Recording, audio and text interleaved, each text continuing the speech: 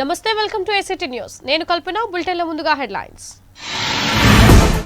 Steel plant ప్రైవేటీకరణకు YCP వ్యతిరేకం. Municipal మంత్రి బొత్స ఉద్ఘాటన.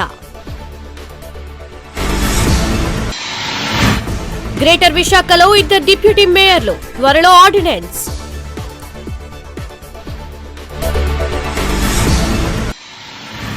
కొనసాగుతున్న ఉక్కు పరిరక్షణ దీక్షలు, పెరుగుతున్న మద్దతు.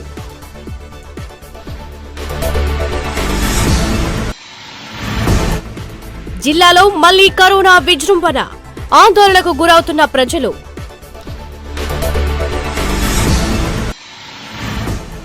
గురువారమే మేయర్, డిప్యూటీ మేయర్ ఎన్నిక, ముహూర్తం ఖరారు. విశాఖ స్టీల్ ప్లాంట్ ప్రైవేటీకరణను తాము పూర్తిగా వ్యతిరేకమని మంత్రి బొత్స సత్యనారాయణ మరోమారు స్పష్టం చేశారు. ఇదే విషయాన్ని అసెంబ్లీలో చర్చిస్తామని మీడియాకు వివరించారు. అఖిల పక్షాన్ని, కార్మిక సంఘాలను తీసుకుని ప్రధానిని కలిసేందుకు ఇప్పటికే అపాయింట్మెంట్ కోరినట్లు తెలిపారు.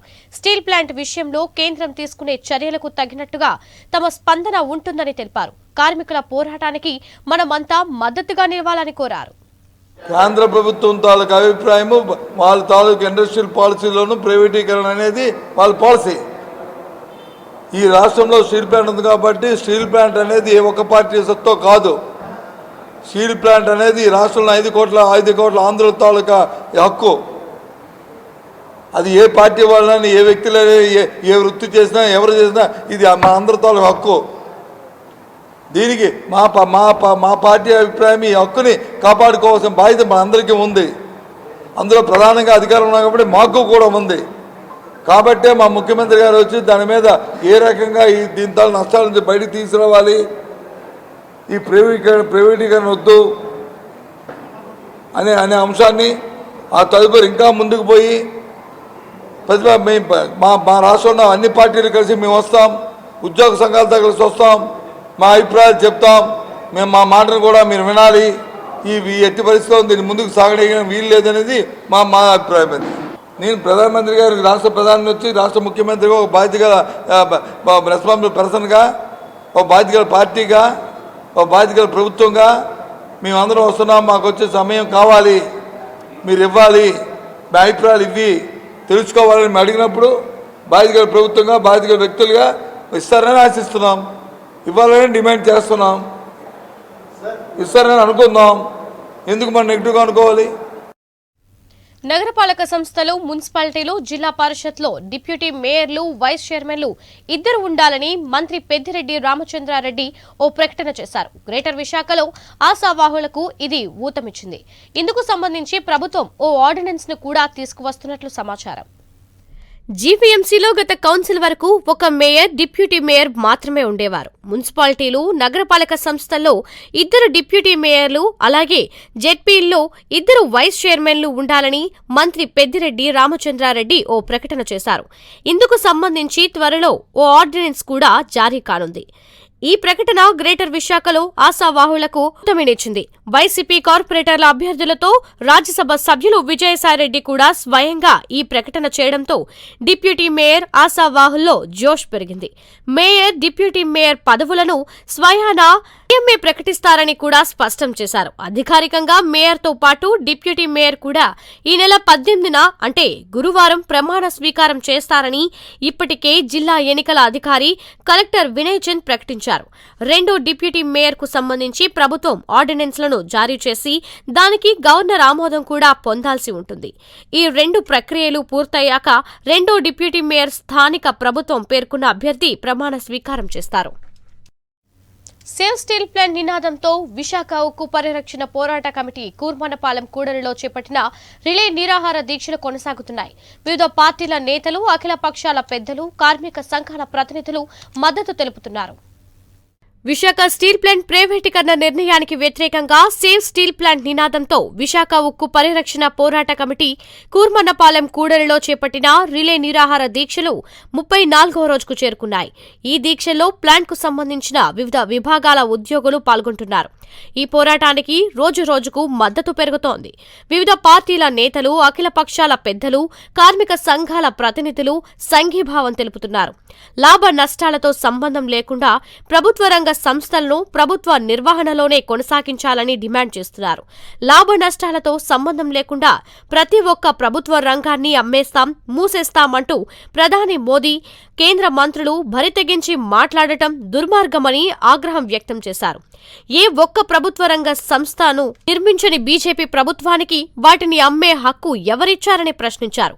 కాదు, కూడదని మొండిగా వ్యవహరిస్తే కాలగర్భంలో కలిసిపోయేలా బీజేపీకి తగిన బుద్ధి చెబుతామని హెచ్చరిస్తున్నారు. జిల్లాలో కరోనా పాజిటివ్ కేసుల సంఖ్య మళ్లీ పెరుగుతోంది. క్రమేణా పెరుగుతున్న కేసుల పట్ల ప్రజలు ఆందోళన చెందుతున్నారు. ప్రజల నిర్లక్ష్య ధోరణే ఈ పరిస్థితికి కారణంగా తెలుస్తోంది. కరోనా వ్యాక్సిన్ అందుబాటులోకి వచ్చింది. దీంతో మహమ్మారి నివారణపై అధికారులు కొంత నిర్లక్ష్యాన్ని కనబరుస్తున్నట్లు కనిపిస్తోంది. ప్రజలు కూడా కరోనా నియంత్రణ నిబంధనలను యథేచ్ఛగా అతిక్రమిస్తున్నారు. దీంతో వైరస్ మళ్లీ విజృంభిస్తున్న దాఖలాలు కనిపిస్తున్నాయి. మంగళవారం ఒక్కరోజే 39 కేసులు నమోదయ్యాయి. ఇది జిల్లాలో పరిస్థితి తీవ్రతకు అద్దం పడుతోంది. ముఖ్యంగా నివారణలో కీలకంగా ఉన్న మాస్క్ వాడకంపైన, భౌతిక దూరంపైన ప్రజలు పెద్దగా దృష్టి సారించడం లేదు. అలాగే జిల్లా ఆరోగ్య శాఖ అధికారులు కూడా సమావేశాలకే పరిమితమవుతున్నారు తప్ప కరోనా నివారణపై దృష్టి సారిస్తున్న దాఖలాలు పెద్దగా లేవు. గతేడాది మార్చి నాటి పరిస్థితులు పునరావృతం కాకుండా తగిన జాగ్రత్తలు పాటించాలని రాష్ట్ర ఆరోగ్య శాఖ కమిషనర్ ఎప్పటికప్పుడు ఆదేశాలిస్తున్నప్పటికీ వాటి అమల్లో మాత్రం అధికారుల్లో చిత్తశుద్ధి కనిపించడం లేదు. మళ్లీ మహమ్మారి విజృంభిస్తున్న నేపథ్యంలో నగరంలోని రద్దీ కూడళ్లతో పాటు షాపింగ్ మాల్స్, సినిమా థియేటర్లు, మార్కెట్లు, ఆర్టీసీ, రైల్వే స్టేషన్లో వైరస్ నియంత్రణకు పూర్తిస్థాయి చర్యలు తీసుకోవాల్సిన అవసరం ఎంతైనా ఉంది. దాదాపు 14 సంవత్సరాల తర్వాత గ్రేటర్ విశాఖ కార్పొరేషన్లో కొత్త పాలకవర్గం కొలువు తీరనుంది. రేపు ఉదయం 11 గంటలకు ప్రమాణ స్వీకారానికి ముహూర్తం ఖరారు చేశారు. 98 మంది కార్పొరేటర్లతో ప్రమాణ స్వీకారంతో కొత్త పాలకవర్గం కౌన్సిల్ హాల్లో సందడి చేయనున్నారు. మెజారిటీ సభ్యులతో వైసీపీ నుండి మేయర్ అభ్యర్థి పీఠాన్ని అధిరోహించనున్నారు. గ్రేటర్ ఫలితాల్లో అధికార వైసీపీ 58 వార్డులు, టీడీపీ 30 వార్డుల్లో, జనసేన 3, బీజేపీ, సిపిఐ, సిపిఎం ఒక్కొక్క వార్డు గెలుచుకోగా ఇండిపెండెంట్లు 4 వార్డుల్లో విజయం సాధించారు. మెజారిటీ సాధించిన వైసీపీ మేయర్ పీఠాన్ని దక్కించుకుంది. అయితే ఇప్పటి వరకు వైసీపీ మేయర్ అభ్యర్థిని ప్రకటించకపోవడంతో సర్వత్రా ఉత్కంఠ నెలకొంది. 98 మంది కార్పొరేటర్లు, 8 మంది ఎమ్మెల్యేలు, 2 ఎంపీలు, 5 కోఆప్షన్ సభ్యులతో మొత్తం 113 మంది సభ్యులు మేయర్, డిప్యూటీ మేయర్ ఎన్నికల్లో ఓటు హక్కును వినియోగించుకోనున్నారు. రాజకీయ పార్టీలు విప్ జారీ చేయనున్నాయి. ప్రమాణ స్వీకారానికి మరి కొన్ని గంటలే మిగిలి ఉండడంతో మేయర్, డిప్యూటీ మేయర్ రేస్లో ఉన్న అభ్యర్థులు అధిష్టానాన్ని ప్రసన్నం చేసుకునేందుకు విశ్వ ప్రయత్నాలు చేస్తున్నారు. రాష్ట్ర వ్యాప్తంగా జరిగిన మున్సిపల్, కార్పొరేషన్ ఎన్నికల్లో వైసీపీ 90% కైవసం చేసుకుందని మంత్రి బొత్స సత్యనారాయణ మీడియాకు తెలిపారు. విశాఖను పరిపాలన, అమరావతిని లెజిస్లేటివ్ రాజధానిగా, కర్నూలును న్యాయ రాజధానిగా ప్రకటించి అన్ని ప్రాంతాల అభివృద్ధికి వైకాపా కట్టుబడి ఉంటుందని తెలిపారు. విశాఖ పార్టీ కార్యాలయంలో ఏర్పాటు చేసిన మీడియా సమావేశంలో మంత్రి బొత్స సత్యనారాయణ మాట్లాడుతూ సీఎం జగన్ అసెంబ్లీలో ప్రకటించిన నాటి నుండి 3 రాజధానులు ప్రక్రియ మొదలైందని తెలిపారు. అమరావతిలో రాజధాని పేరు చెప్పి ఇన్సైడ్ ట్రేడింగ్ జరుగుతుందని, విచారణకు 2 కమిటీలను సీఎం నియమించారని, తమ ప్రభుత్వానికి ఎటువంటి కక్ష లేదని వివరించారు. అమరావతి భూముల విషయంలో బలహీన వర్గాలు ప్రజలు ఫిర్యాదు చేశారని, సుమారు 5,000 ఎకరాలలో అవకతవకలు జరిగినట్లు తెలుస్తోందని అన్నారు. 2005 తర్వాత మున్సిపాలిటీలలో ఇన్ని స్థానాలు ఎప్పుడూ ఒక పార్టీ కైవసం చేసుకోలేదని ప్రజలు స్పష్టమైన తీర్పు ఇచ్చారని తెలిపారు. జగన్మోహన్ రెడ్డి గారి నాయకత్వాన్ని పూర్తిగా సమర్థించారు. పట్టణ ప్రాంతాల్లో కూడా మన ఎన్నికలు జరిగినాయి. 75 మున్సిపాలిటీలకి, 12 కార్పొరేషన్లకి ఎన్నికలు జరిగినాయి. ఒక కార్పొరేషన్ ఎన్నికలు వచ్చి కోర్టు వాద్యం ఉండడం వల్ల మరి లేక అది ఆపమని చెప్పినప్పుడు అది ఆపడం జరిగింది. దాని కౌంటింగ్ జరగకుండా మిగతా అన్నింటిలో కూడా జరిగినాయి. ఫలితాలు ఏ విధంగా వచ్చాయో అందరూ చూశారు.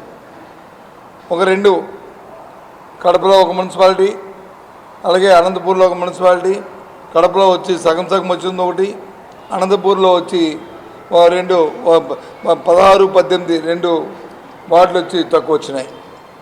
తప్ప మిగతా రాష్ట్రం అంతా కూడా అటు రాయలసీమ కానీ ఉత్తర కోస్తా కానీ మరి లేదు మరి కోస్తా జిల్లాల్లో కానీ అన్ని ప్రాంతాలు అన్ని జిల్లాలు కూడా సమానంగా ఒక ఏకగ్రీవంగా మరి వైఎస్ఆర్సీ పార్టీని జగన్మోహన్ రెడ్డి నాయకత్వాన్ని ఈ ప్రభుత్వం తాలూకు పనితీరుని ఏదైతే మా ప్రభుత్వం చెప్తున్న అభివృద్ధి ఏదైతే చేస్తున్న అభివృద్ధి ఉందో అభివృద్ధికి సంక్షేమానికి మరి ఓటు ఇచ్చింది పట్టణ ప్రాంతంలో అందరూ కూడా చాలా సంతోషం. మనందరికీ కూడా కృతజ్ఞతలు కూడా తెలియజేస్తున్నాం. 29 గ్రామాల్లో వచ్చి ఇక్కడ రాజధాని అని చెప్పి దోపిడీ చేసి ఇన్సైడ్ ట్రేడింగ్ చేసి నీకేదైతే ఓట్ ఆఫ్ సీక్రెసీ ఉందో దాన్ని పక్కన పెట్టి అక్కడ దోచుకు తిని అవినీతి చేసి దోచుకు తినడం వల్ల ఆ ప్రాంతంలో గుంటూరు మరి విజయవాడ పట్టణ ప్రాంతాల్లో అక్కడ పోయినాయి.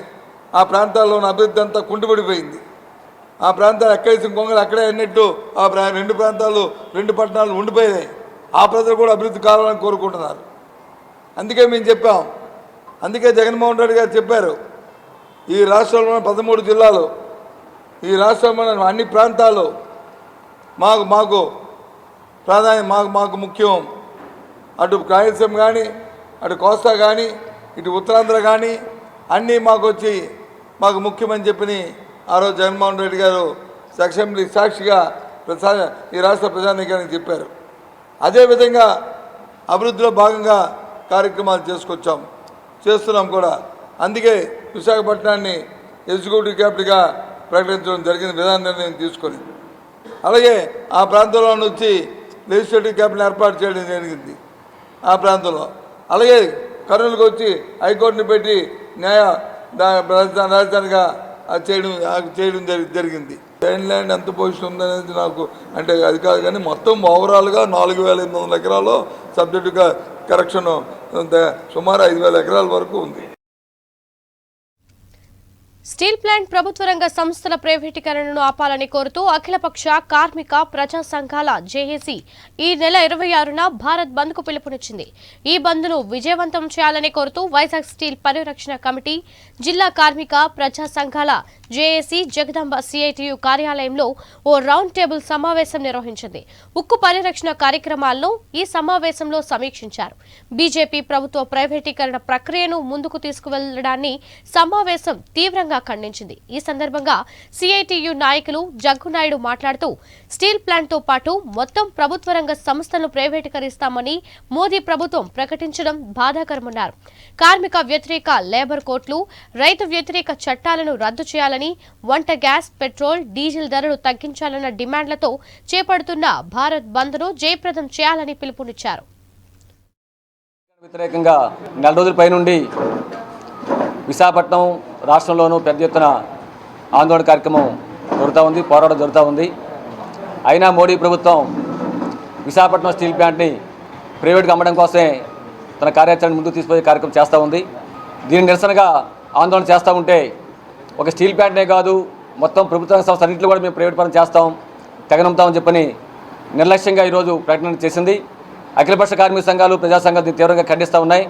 ప్రైవేటీకరణ విధానాలు వెంటనే వెనక్కి తీసుకోవాలని, స్టీల్ ప్లాంట్ని ప్రభుత్వ రంగంలో పరిరక్షించాలని చెప్పని మేము డిమాండ్ చేస్తూ ఉన్నాం. దానిలో భాగంగా ఈ నెల 20వ తేదీన చెలో స్టీల్ ప్లాంట్ కార్యక్రమం చేపడతా ఉన్నాం. ఇప్పటికే స్టీల్ ప్లాంట్ కార్మిక గర్జన అన్ని జాతీయ కార్మిక సంఘాల నాయకులతో పెద్ద బహిరంగ సభతో కార్యక్రమం జరగబోతూ ఉంది. ఆ కార్యక్రమం జయప్రదం చేయాలని చెప్పని జేఏసీగా మేము కార్మికులకి, ఉద్యోగులకి, ప్రజానీకానికి విజ్ఞప్తి చేస్తూ ఉన్నాం. దీంతోపాటు ఈ నెల 26వ తేదీన దేశవ్యాప్తంగా భారత బంద్ జరగబోతూ ఉంది. ప్రధానంగా స్టీల్ ప్లాంట్ ప్రైవేటీకరణ, ఇతర ప్రభుత్వ సంస్థల ప్రైవేటీకరణ నిలిపివేయాలని చెప్పని, కార్మికులకి అత్యంత నష్టదాయకంగా ఉన్నటువంటి 4 లేబర్ కోడ్లని వెంటనే రద్దు చేయాలని, అటు రైతాంగానికి, ప్రజలకి, దేశానికి నష్టదాయకమైనటువంటి 3 నల్ల రైతు చట్టాలని వెంటనే రద్దు చేయాలని చెప్పని, ప్రజల మీద పెరుభారం మోపుతున్నటువంటి వంట గ్యాసు, పెట్రోల్, డీజిల్ ధరని వెంటనే అదుపు చేసి వాటి ధరలు తగ్గించాలని చెప్పినటువంటి ప్రధాన డిమాండ్స్తో భారతదేశ వ్యాప్తంగా భారత బంద్ జరగబోతూ ఉంది. ఈ భారత బంద్ను కూడా మా ప్రజా సంఘాల, కార్మిక సంఘాల జేఏసీ సంపూర్ణంగా మద్దతు తెలియజేస్తూ ఉంది. ఖచ్చితంగా ఈ బంద్లో కార్మిక వర్గాన్ని, వివిధ తరగతి ప్రజానీకాన్ని భాగస్వామ్యం చేసే కార్యక్రమం చేస్తాం. ఖచ్చితంగా ప్రభుత్వ విధానాలని అడ్డుకునే దానికోసం మా వద్ద తీవ్ర కృషి చేస్తామని చెప్పని తెలియజేస్తూ ఉన్నాం. విశాఖపట్నం స్టీల్ ప్లాంట్ పరిరక్షణ ఉద్యమాన్ని ఉధృతం చేసే దానిలో భాగంగా ఈ నెల 30వ తేదీ నుంచి జీఎంసీ గాంధీ విగ్రహం దగ్గర మేము రిలే నిరాదేశాలు చేపట్టబోతూ ఉన్నాం. కాబట్టి విశాఖపట్నం సమస్త ప్రజానీకం వివిధ తరగతుల సంఘాలను కూడా మా ఈ పోరాటంలో భాగస్వాములు కావాలని చెప్పని మీ ద్వారా విజ్ఞప్తి చేస్తూ ఉన్నాం. దీర్ఘకాలిక సమస్యల పరిష్కారం కోసం తపాలా శాఖ ఉద్యోగులు ఆందోళన బాటపట్టారు. కేంద్ర ప్రభుత్వ విధానాలకు నిరసనగా నినాదాలు చేశారు. ఈ సందర్భంగా కామ్రేడ్ జి గణేష్ మాట్లాడారు. రాజీ లేని ఐక్య పోరాటాలతోనే హక్కుల పరిరక్షణ సాధ్యమన్నారు. డ్యూటీలో ఉండి కోవిడ్ మహమ్మారికి గురై మరణించిన 31 మంది కుటుంబాలకు కేంద్ర ప్రభుత్వం ప్రకటించిన 10 లక్షలు ఎక్స్గ్రేషియాతో పాటు ఆ కుటుంబంలో ఒకరికి ఉద్యోగం ఇవ్వాలని డిమాండ్ చేశారు. అలాగే మూసివేసిన లేదా విలీనం చేసిన 30 సబ్ ఆఫీసులకు 30 బ్రాంచ్ పోస్ట్ ఆఫీసులకు వెంటనే అవసరమైన చోట పునరుద్ధరించాలని కూడా డిమాండ్ చేశారు. వ్యతిరేకించండి, వ్యతిరేకించండి, ప్రైవేటీకరణను వ్యతిరేకించండి, ఎన్ఎఫ్పి ఐక్యత, విడుదల చేయాలి, విడుదల చేయాలి. ఈరోజు సర్కిల్ ఆర్గనైజేషన్ తరఫున ఇచ్చిన పిలుపు మేరకు ఈ ధర్నా కార్యక్రమాలు నిర్వహించడం జరుగుతున్నది. ఈ ధర్నాలో భాగంగా కోరికలకి అపరిష్కృతంగా ఉన్న కోరికలను తీర్చాలని మనం గవర్నమెంట్ డిమాండ్ చేయడం జరుగుతున్నది. 31 మంది ఈ సర్కిల్లో చనిపోవడం జరిగింది. వాళ్ళకి ఇవ్వాల్సిన 10 లక్షల ఎక్స్గ్రేషియా ఇవ్వడం జరగలేదు. అలాగే కుటుంబంలో ఒకరికి ఉద్యోగం ఇస్తానని గవర్నమెంట్ చేసిన ప్రామిస్ని ఈరోజు వరకు నిలబెట్టుకోలేదు. అందుకని వెంటనే అది ఇవ్వాలని కోరుకుంటున్నాం. అలాగే కోవిడ్ పేరుతో 3 విడతల డిఎన్ ఫ్రీజ్ చేయడం జరిగింది. దాన్ని వెంటనే విడుదల చేసి ఉద్యోగులకి ఆర్థికంగా దన్ను ఉండాలని కోరడం జరుగుతున్నది. అలాగే డిపార్ట్మెంట్లో గల అనేక పోస్టులు ఖాళీగా ఉన్నాయి. వాటన్నిటిని వెంటనే భర్తీ చేసి పని భారాన్ని తగ్గించి ప్రజలకి బాగా సేవ చేసే అవకాశాన్ని కలిగించాలని కోరడం జరుగుతున్నది. అదేవిధంగా ఎంఎంఎస్, ఆర్ఎంఎస్ మొదలైన యూనిట్స్లో ప్రైవేటీకరణ ఆపుతూ ప్రైవేట్ వ్యక్తుల చేత మెయిల్స్ని పంపించడం మొదలైన విషయాలపై చర్చించి వాటిని ఉపసంహరించుకోవాలని కోరడం జరుగుతున్నది. అలాగే మాకు జీడిఎస్ ఉద్యోగులకి రిటైర్ అయిన తర్వాత అదే రోజు వాళ్ళ బెనిఫిట్స్ అన్నీ అందేటట్టుగాను వాళ్ళకి రావాల్సిన బకాయిలన్నీ కూడా అదే రోజు చెల్లించినట్టుగా చూడాలని కూడా కోరడం జరుగుతున్నది. అదేవిధంగా టార్గెట్స్ పేరుతో ఎంప్లాయీస్ని, ఆపరేటివ్ స్టాఫ్ని చాలా ఇబ్బంది పెడుతున్నారు. అవేవి కూడా సాధ్యం కాని టార్గెట్స్ పెట్టడం ద్వారా మనందరినీ ఇబ్బంది పెడుతున్నారు. ఈ విషయమై ప్రభుత్వం పునరాలోచించుకుని వాటిని ఉపసంహరించుకుని చేయగలిగిన పనిని చేయించాలి. అదేవిధంగా అసలు టార్గెట్స్ పేరుతో టార్గెట్స్ ఇస్తున్నప్పటికీ దానికి కావాల్సిన స్టేషనరీ అది కూడా సప్లై చేయలేని పరిస్థితిలో గవర్నమెంట్ ఉంది. కాబట్టి స్టేషనరీని ముందు సప్లై చేసి తగిన ఇన్ఫ్రాస్ట్రక్చర్ని ఇచ్చిన తర్వాత మాకు పనిచేసే అవకాశం కలిగించాలని కోరుతున్నాం. అలాగే కంప్యూటరైజ్ అయిన తర్వాత చాలా ఆఫీసుల్లో పని ఇబ్బంది కలుగుతున్నది, పబ్లిక్కి ఇబ్బంది కలుగుతున్నది. ఆ ఇబ్బందిని తగ్గించాలంటే ఆ నెట్వర్క్ తాలూకు బ్యాండ్ విడ్త్ పెంచవలసి ఉంది. దాని విషయమై ఎన్నోసార్లు వాళ్ళకి మెమరాండంలు ఇవ్వడం జరిగింది గవర్నమెంట్కి, కానీ దాన్ని పట్టించుకోవడం లేదు. వెంటనే బ్యాండ్ విడ్త్ పునరుద్ధరించి పని చేసుకునేందుకు అవకాశం కల్పించాలని కోరడం జరుగుతున్నది. ఈ విధంగా మనం ఈరోజు ఈ కార్యక్రమాన్ని ఈ డే లాంగ్ ధర్నా ఈరోజంతా కూడా ధర్నా చేయాలని నిర్ణయించుకున్నాం. ఇది కాకపోతే ఇంకా ఆల్ ఇండియా లెవెల్లో కూడా వారు ఇచ్చిన కాల్ ప్రకారం వచ్చే నెల 23వ తారీఖున మళ్ళీ ధర్నా కార్యక్రమం, ఆ తర్వాత సర్కిల్ లెవెల్లోని, ఆ తర్వాత ఆల్ ఇండియా లెవెల్లో కూడా ఈ కార్యక్రమాలు చేపట్టడానికి ఒక కార్యాచరణ తీసుకోవడం జరిగింది. కాబట్టి మా డిమాండ్లు వెంటనే గవర్నమెంట్ పరిష్కరిస్తుందని ఆశిస్తున్నాం. ఈ నెల 19న విడుదల కానున్న చావు కబురు చల్లగా చిత్రంను విజయవంతం చేయాలని చిత్ర దర్శకుడు కౌశిక్ కోరారు. కేఎల్ఎం ఫ్యాషన్ మాల్లో చిత్ర హీరో కార్తికేయ, హీరోయిన్ లావణ్య త్రిపాఠి, దర్శకులు కౌశిక్ సందడి చేశారు. కాసేపు మీడియాతో ముచ్చటించిన టీం చిత్ర విశేషాలు తెలిపారు. ఈ చిత్రంలో హీరో ఒక చావు ఇంటికి వెళ్లి అక్కడ హీరోయిన్తో ఏ విధంగా ప్రేమలో పడ్డారు, ఏం జరిగింది, చావు ఇంట్లో చల్లని కబురు ఏంటి అనేది చిత్ర కథాంశమని దర్శకులు తెలిపారు. హీరో కార్తికేయ మాట్లాడుతూ విశాఖ అంటే తనకు ఎంతో ఇష్టమని తెలిపారు. విశాఖలో షూటింగ్ జరుపుకుంటున్న సమయంలో ఇక్కడ వారి మాట తీరును నేర్చుకుని ఈ చిత్రంలో మాట్లాడాను అని అన్నారు. హీరోయిన్ లావణ్య త్రిపాఠి మాట్లాడుతూ ఈ చిత్రం చేయడం ఎంతో ఆనందంగా ఉందని, ఎంటర్టైన్మెంట్ మూవీ, ప్రతి ప్రేక్షకుడు బాగా ఎంజాయ్ చేస్తారు అని తెలిపారు. బాగా రన్ అవుతుంది. సో దానికి మనందరం కాల్ రేకి హెల్ప్ చేయడానికి ఇక్కడికి వచ్చినందుకు ఈచ్ అండ్ ఎవ్రీవన్ పేరు పేరున thank you so much. And thank you for supporting us, keep supporting. Cinema కథలో ఉన్న ఎమోషన్ ఈ వైజాగ్ ఎమోషన్ కి మ్యాచ్ అయ్యి మీ అందరు ఎనర్జీ దానికి జోడించి సినిమా చాలా బాగా వచ్చింది, ఎనర్జెటిక్గా వచ్చింది, ఎంటర్టైనింగ్గా వచ్చింది. అట్ ది సేమ్ టైం ఒక హార్డ్ హీటింగ్ పాయింట్ని చెప్తున్నాము. So we're all happy with the output. మీరు 19th రోజు మార్నింగ్ థియేటర్కి గుండె మీద చేసుకొచ్చిన సినిమా బాగుంటుంది. సో సినిమా మినిమం గ్యారంటీ, దాంట్లో డౌటే లేదు. ఇంకా మ్యాక్సిమం ఏంటనేది మీరే తీసుకెళ్ళాలి. సో అండ్ మా టీం అందరం కూడా చాలా ఇష్టపడి చాలా కష్టపడి చేసిన సినిమా ఇది. సో నా డైరెక్షన్ డిపార్ట్మెంట్ కానీ, ప్రొడ్యూసర్స్ కానీ, అండ్ సినిమాటోగ్రాఫర్స్ కానీ అందరూ కూడా, editor, everybody have done they best. And అందరం డే అండ్ నైట్ చాలా ఎనర్జెటిక్గా, అంతే ఎనర్జీతో, నిద్ర లేకపోయినా అంతే ఎనర్జీతో కష్టపడి డన్ ద ఫిల్మ్. సో ఈరోజు మీకు అవుట్పుట్ 19th రోజు కనిపిస్తుంది. పైరసీలు ఎంకరేజ్ చేయకుండా, పైరసీని సపోర్ట్ చేయకుండా ఓటీటీలో తర్వాత మళ్ళీ చూద్దరు కానీ, బట్ థియేటర్లో మాత్రం ఖచ్చితంగా ఫస్ట్ డే మార్నింగ్ షోకి వచ్చేయండి, పిచ్చెక్కిద్దాం. ఈ మాత్రం ఎనర్జీ చాలు, మిగతా ఎనర్జీ మేము ఇస్తాం థియేటర్కి వచ్చాక. నేను ముందు చాలాసార్లు చెప్పాను నా ఫేవరెట్ సిటీ వైజాగ్ అని. సో ఇక్కడే నాకు RX100 టైం నుంచి కూడా వైజాగ్లో ఎప్పుడు చాలా మంచి రిసెప్షన్ ఉండింది. ఇప్పుడు కూడా మేము ఇక్కడ షూటింగ్ చేసినప్పుడు ఇప్పుడు వైజాగ్ బ్యాక్డ్రాప్ మూవీ ఇది, వైజాగ్లో ఇక్కడ షూట్ చేసినప్పుడు మాకు వచ్చిన రెస్పాన్స్ కానీ, ఇప్పుడు వైజాగ్ టూర్లో ఉన్నప్పుడు వస్తున్న రెస్పాన్స్ కానీ. And one more thing, first time నేను పక్కాగా మన వైజాగ్ స్లాంగ్లో మాట్లాడాను సినిమాలో. సో దానికి మీ ఇక్కడున్న వైజాగ్ కుర్రోళ్ళందరూ నాకు ఇన్స్పిరేషనే.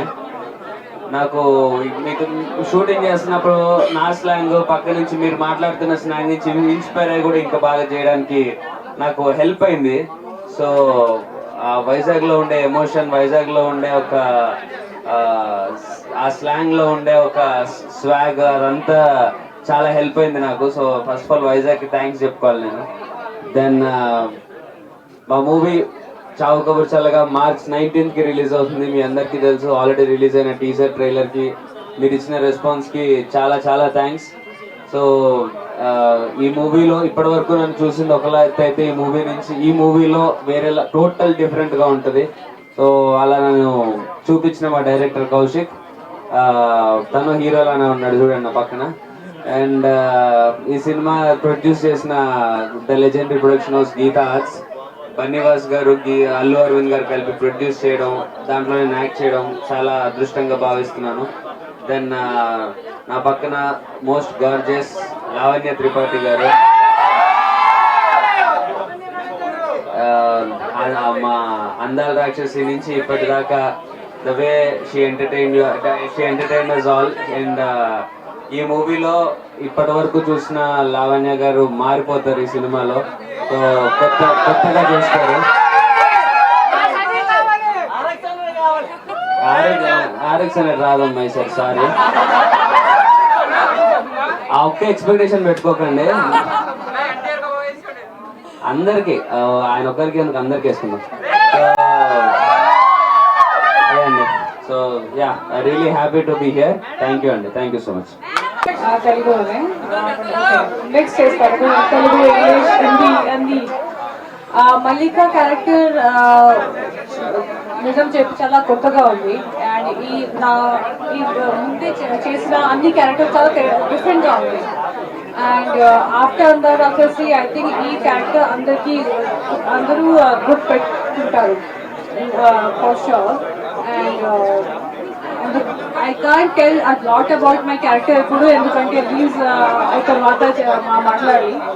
But it's a beautiful character and I think people will remember it. Performance wise also one of the most difficult character to play on my career, and that's why it was challenging. అందుకే నేను చాలా enjoy చేశాను.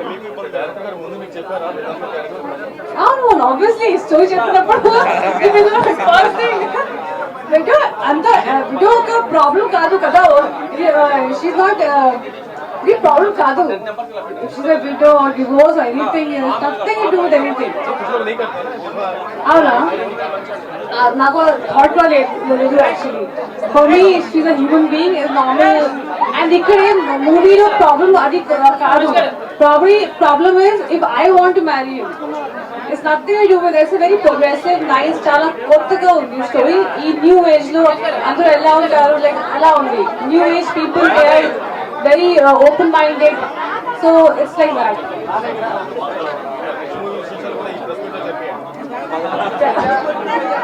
ఉంది, రెండు ఉన్నాయి, కానీ ఒక తమిళ movie కూడా ఉంది.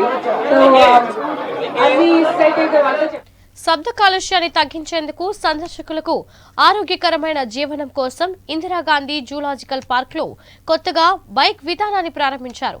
హరిత జీవన శైలి అలవాటు చేసుకోవడానికి ముందడుగుగా మొదటి విడతలో 30 ఈ సైకిల్ను అందుబాటులోకి తీసుకొచ్చారు.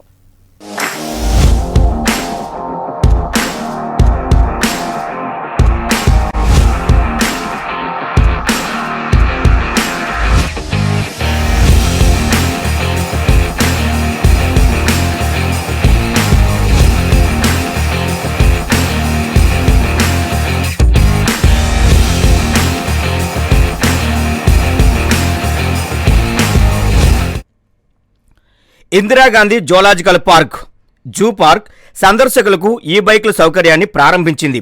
పర్యాటకులకు సౌకర్యాలు మెరుగుపరచడంలో భాగంగా వీటిని ప్రారంభించినట్లు principal chief conservator of forests S Pratap Kumar తెలిపారు. జూలో జంతువులకు కాలుష్య రహిత వాతావరణాన్ని కల్పించేందుకు బ్యాటరీ ద్వారా నడిచే ఈ వాహనాలను జూలో అనుమతిస్తున్నట్లు తెలిపారు. డిమాండ్ను బట్టి మరిన్ని సైకిల్స్ను పెంచుతామని వివరించారు. జూలో అండ్ ఇందిరాగాంధీ జూలాజికల్ పార్క్ విశాఖపట్నంలో పబ్లిక్ కన్వీనియన్స్ కోసం, అంటే విజిటర్స్ కన్వీనియన్స్ కోసము, ఇంకొకటి పొల్యూషన్ ఫ్రీ ఎన్వైరన్మెంట్ క్రియేట్ చేయడం కోసము ఆల్రెడీ బ్యాటరీ ఆపరేటెడ్ వెహికల్స్ ఉన్నవి. దానికి తోడుగా ఈ బైసికల్స్ ఇంట్రడ్యూస్ చేసామన్నమాట. Today 26 bicycles. లోగా ఇంకా వాటి నెంబర్ కూడా పెంచి నెక్స్ట్ ఇన్స్టాల్మెంట్లో 30 బైసికల్స్ పెట్టాలి. సో డిమాండ్ దెన్ రెస్పాన్స్ని బట్టి ఆ రెండు దృష్టిలో పెట్టుకొని ఇంకా కూడా రిక్వైర్మెంట్ని బట్టి నెంబర్ పెంచడం జరుగుతుంది. So over a period of time, అంటే జూ అథారిటీ ఆఫ్ ఆంధ్రప్రదేశ్ మీటింగ్లో ఆనరబుల్ ఫారెస్ట్ మినిస్టర్ ఇచ్చిన డైరెక్షన్స్ ప్రకారము మనకి ఉన్న ఆంధ్రప్రదేశ్లో ఉన్న 2 జూస్లో కూడా, తిరుపతి జూ అండ్ హైదరాబాద్ జూలో కూడా విజిటర్ ఫెసిలిటీస్ పెంచడము, కన్వీనియన్సెస్ పెంచడము, పొల్యూషన్ ఫ్రీ ఎన్వైరన్మెంట్ క్రియేట్ చేయడం కోసం ఈ ఇంటర్వెన్షన్స్ అన్ని తీసుకుంటున్నాము. ఆల్రెడీ తిరుపతిలో ఇంట్రడ్యూస్ చేసాము, ఇక్కడ కూడా ఇంట్రడ్యూస్ చేసాము. సో రిక్వైర్మెంట్ని బట్టి, డిమాండ్ని బట్టి, అవసరాన్ని బట్టి ఇంకా కూడా నెంబర్ పెంచడం జరుగుతుంది. In short period of time ఇవన్నీ కూడా, అంటే 4 వీలర్స్ అన్నీ కూడా, ఈ డీజిల్ ఆపరేటెడ్ వెహికల్స్ అన్నీ కూడా ఎంట్రీ లేకుండా బ్యాటరీ ఆపరేటెడ్ వెహికల్స్, బైసికల్స్ వీటితోటి రన్ చేయాలని ఒక ఆలోచన. జూ సందర్శనకు వచ్చే వారి కోసం కాలుష్య రహిత బ్యాటరీ సైకిల్స్ను ప్రైవేటు పార్ట్నర్షిప్తో ఏర్పాటు చేసినట్లు జూ క్యూరేటర్ నందిని సలారియా తెలిపారు. జూ ప్రధాన ద్వారం వద్ద ఎంట్రీ టికెట్తో పాటు గంటకి 50 రూపాయల చొప్పున ఈ సైకిల్ టికెట్ను కూడా పొందొచ్చని వివరించారు. 18 సంవత్సరాలు పైబడిన వారికి మాత్రమే ఈ సైకిల్స్ అద్దెకు తీసుకునే అవకాశం కల్పించారు. ఈ సైకిల్స్ వినియోగం ద్వారా ప్రజల్లో హెల్తీ లైఫ్ పెంచడానికి, జూ పార్కులో శబ్ద వాయు కాలుష్యం తగ్గించడానికి ప్రయత్నం చేస్తున్నట్లు సలారియా తెలిపారు. వైజాగ్ జూలో ఈ బైక్స్ లాంచ్ చేయడం జరిగింది. బేసికల్గా ఏంటంటే మనకి ఇది మనం ఇన్వెస్ట్మెంట్ పెట్టుకోకుండా ప్రైవేట్ ఎవరి కంపెనీకి ఇచ్చాము, అంటే మన పీసీసీఎఫ్ గారి పర్మిషన్తో. ఆల్రెడీ వీళ్ళు తిరుపతి జూలో కూడా ఆపరేట్ చేస్తున్నారు. సో అదే బేసిస్ మీద మనం కూడా ఇచ్చాము. సో బేసికల్గా ఏంటంటే దీంట్లో వాళ్ళు ఆల్మోస్ట్ ఒక సైకిల్ కాస్ట్ అనేది 33,000 to 35,000 ఉంటుంది. సో వాళ్ళు ఇన్వెస్ట్మెంట్ చేస్తారు, సైకిల్స్ పర్చేస్ చేసి మన దగ్గర ఇక్కడ ఆపరేట్ చేస్తారు, మెయింటైన్ చేస్తారు. బేసికల్గా మనం ఏమి ఇచ్చేది అంటే మనం ప్లేస్ ఇస్తున్నాము వాళ్ళకి ఆపరేట్ చేయడానికి, అండ్ మన దగ్గర నుంచి మన మెయిన్ టికెట్ కౌంటర్ దగ్గర నుంచి టికెట్స్ బుక్ అవుతాయి. సో ప్రాఫిట్ షేరింగ్ బేసిస్ మీద ఇచ్చాం. దీనికి ఫేర్ అనేది ₹50 per hour. సో అది చాలా నామినల్గానే ఉందండి. పబ్లిక్కి ఒక హెల్దీ లైఫ్ కూడా వెళ్తుంది. వెహికల్లో రాకుండా, అంటే బేసికల్గా ఏంటంటే మనం వెహికల్స్ తగ్గించాలి జూ నుంచి. సో ఇది ఒక one of the way to alternative ఇవ్వడానికి. సో కొంతమంది ఎవరైతే సైక్లింగ్ చేయగలుగుతారు, బేసికల్గా ఇది పెద్ద సైకిల్స్ కాబట్టి 18 years ఉన్న ఏజ్ అండ్ అబవ్ వాళ్ళకినే ఇస్తున్నాము. ఎందుకంటే చిన్నపిల్లలకి కొద్దిగా స్లోప్ కూడా ఉంది కాబట్టి మనకి ఇక్కడ జూలో high slope, down hill, up hill కొద్దిగా ఎక్కువగా ఉంది. సో అందుకోసం పెద్దవాళ్ళకినే ఇస్తున్నాము, అబవ్ 18 and above. ఒక హెల్దీ లైఫ్ స్టైల్లో ఒక మెయిన్ పార్ట్ ఉండొచ్చు. ప్లస్ ఏంటంటే వెహికల్స్ వల్ల మనకి పొల్యూషన్ అవుతుంది జూ లోపల, ప్లస్ నాయిస్ కూడా ఉంటుంది. సో ఆ తగ్గించడానికి ఒక్కొక్క 1 స్టెప్ వారీగా వెళ్తున్నాము. బ్యాటరీ ఆపరేటెడ్ వెహికల్స్ కూడా మనం ట్రై చేస్తున్నాము, అది కూడా ఫ్యూచర్స్లో వస్తాయి. ఇప్పుడైతే మనం టెండర్కి పిలిచాం కానీ ఎవరు ముందుకి రావట్లేదు. కరోనా పాండమిక్ వల్ల మేబీ కాంట్రాక్టర్స్కి చాలా లాస్ అయి ఉంటుంది. సో అందుకోసం ఎవరు ముందుకి రావట్లేదు, విజిటర్స్ ఎంతమంది వస్తారని ఆ డౌట్ పడి. కానీ మనకైతే విజిటర్స్ బాగానే వస్తున్నారు కాబట్టి మనం కూడా ట్రై చేస్తున్నాము బ్యాటరీ ఆపరేటెడ్ వెహికల్స్కి. అది కూడా ఫ్యూచర్లో కొన్ని నెలలో తొందరగా వస్తాయి. అప్పుడు మనం స్లోగా వెహికల్స్ ఇంకా తగ్గించేసుకోవచ్చు. సో ఈరోజు ఒక చిన్న ప్రోగ్రాంలోనే మన పీసీఎఫ్ గారు మన జూ స్టాఫ్తో పీసీఎఫ్ గారు ఈ బైక్స్కి లాంచ్ చేయడం జరిగింది. ఇప్పుడు ఉన్న సైకిల్స్ మనకి 20 ఉన్నాయి. యాక్చువల్గా టోటల్ ప్రపోజల్ ప్రకారం అయితే 30 రావాలి. సో అది కూడా 10 సైకిల్స్ ఇంకా వచ్చేస్తాయి. ఇంకా మనకి CCF wild life Rahul Pandey sir, CF admin Shantipriya Pandey madam, మన conservator of forest Visakhapatnam P Rammohan Rao, CZA నుంచి కూడా మనకి డాక్టర్ గౌరీ ఉన్నారు ఇక్కడ. సో వాళ్ళందరూ పార్టిసిపేట్ చేశారు. మన జూ స్టాఫ్ ఉన్నారు, కీపర్స్ ఒక 3 జూస్ నుంచి మనకి తిరుపతి జూ నుంచి కానీ గడక్ జూ, మైసూర్ జూ నుంచి కూడా ఇక్కడ ఉన్నారు. వాళ్ళు కూడా పార్టిసిపేట్ చేశారు. సో అందరూ పబ్లిక్ జనాలు వచ్చిన వాళ్ళు కూడా పార్టిసిపేట్ చేశారు.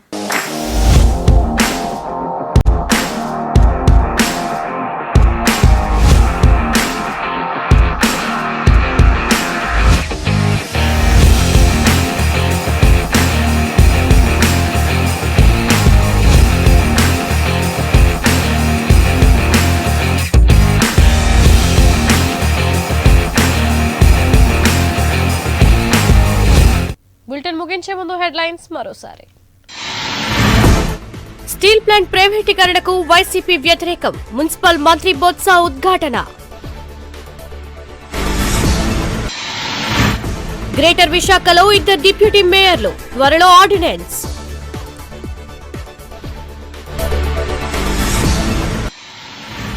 కొనసాగుతున్న ఉక్కు పరిరక్షణ దీక్షలు, పెరుగుతున్న మద్దతు.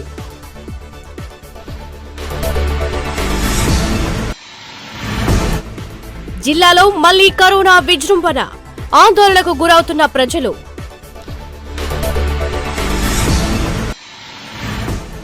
గురువారమే మేయర్, డిప్యూటీ మేయర్ ఎన్నిక, ముహూర్తం ఖరారు.